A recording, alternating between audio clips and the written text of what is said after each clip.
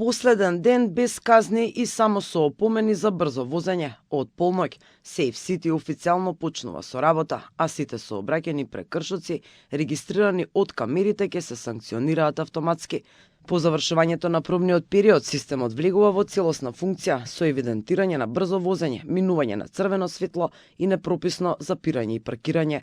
Дополнително, преку автоматско читање на регистарските таблички, системот ги споредува податоците со базата на МВР и детектира возила со истечена или невалидна регистрација.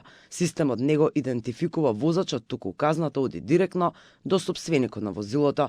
Надлежните велат дека целта не е казнување, туку зголемување на безбедноста и намалување на сообраќајните незгоди.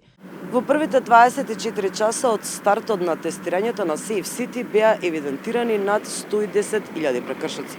Очигледно сме возеле онака како што сакаме. Од утре единствениот начин да избегнете глоба е да ги почитувате правилата.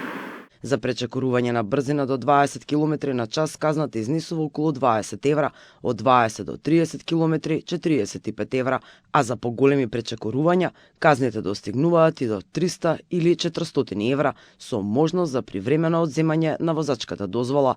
За минување на црвено светло предвидена е казна од околу 250 евра, додека непрописното паркирање ќе се санкционира со 30 до 50 евра. За возило со истечена регистрација казната оди до сопственикот на возилото. Казните ќе пристигнуваат директно до сопствениците, а доколку се платат во законскиот рок, предвидено е и намалување на износот.